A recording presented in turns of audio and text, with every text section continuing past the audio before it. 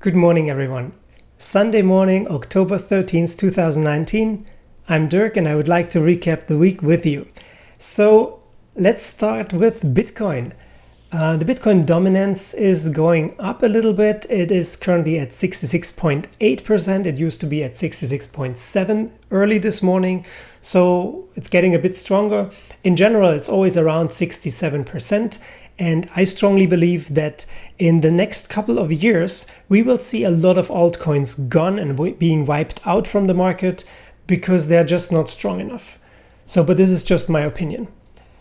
Let's take a closer look to what's happening in the market. Currently, Bitcoin is going up a little bit. We are still below the 200-day moving average. And as long as we're below, it is a bit of a risky thing to bet 100% on a bullish breakout. I still am bullish and I believe that we will go up very shortly. I see similarities in this pattern to what happened here.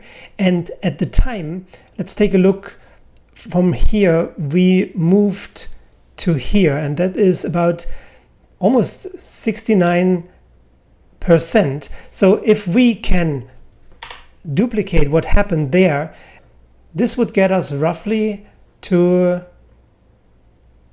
$13,300.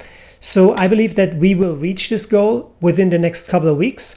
And as soon as we broke through the 200-day moving average, I believe there's no stopping. And especially this could be a great sign for people that are trading futures. I don't recommend it to anyone who's not experienced because it's really risky. You can lose a lot of money doing so.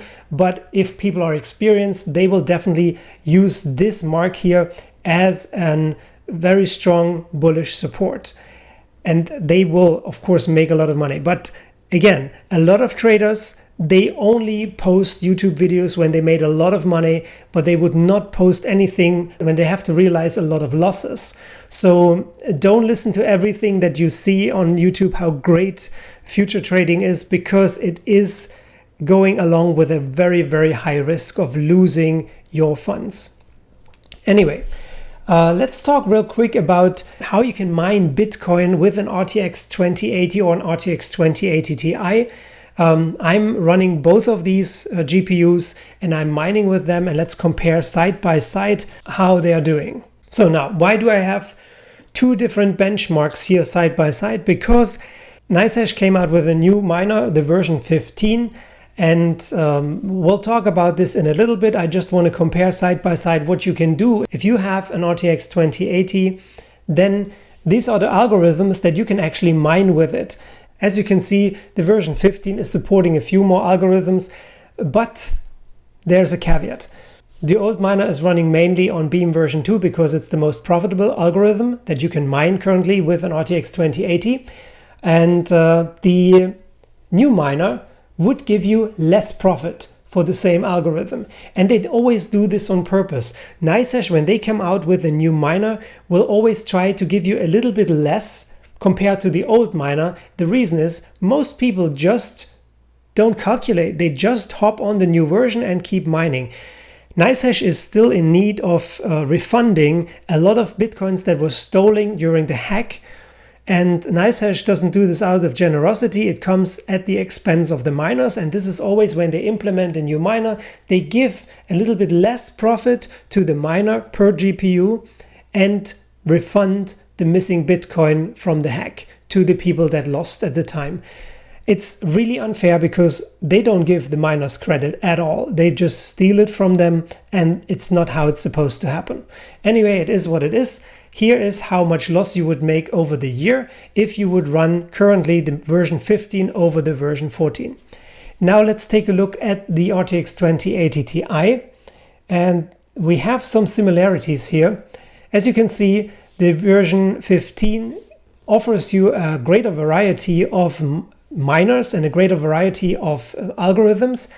Now, what we have here is Green-Cuckoo 31 is the most profitable algorithm when you're operating everything on the version 14. On the 15, of course, you would make minus again. It doesn't give you as much as you would get on the old version, but there is a new version, a new algorithm implemented, and that is X16RV2, and that would give you actually much more Bitcoin than the old miner makes. You would make 0.0060 Bitcoin a year over the old miner. Now, the reason why I'm not running the new miner is simple. Because it's not running at all. And I'm running and operating mining rigs, I'm building computers, so I'm really tech savvy, but I can't get the version 15 to work for me, and I have made exclusions on the Windows Defender, and it still blocks this miner and detects, I think about 14 different threats from this miner. So for some reason it is not running at all.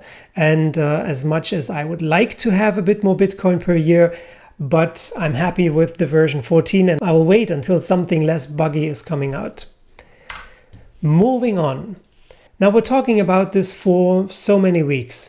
First, the European Central Bank started the quantitative easement, and they are printing now over 20 billion euro every month for an unlimited time and injecting it in the market.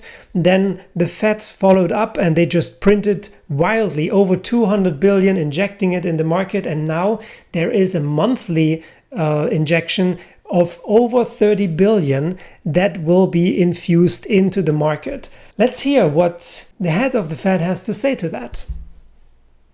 Reserve, and is the Fed almost coming back into QE, or would you describe this intervention as something different?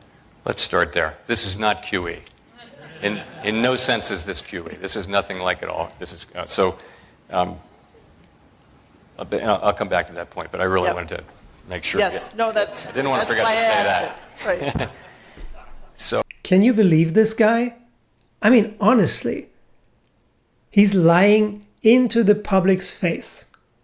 It's unbelievable, isn't it? Let's hear what Mr. Ron Paul has to say to that. Whatever is necessary, we're going to print the money, and we're really, if we're honest with ourselves, we're back in the QE. I believe we're going to see a collapse that will force us to reassess the monetary policy, and that will be very disruptive. I mean, clearly, Ron Paul has all his senses together and understands the gravity of this situation.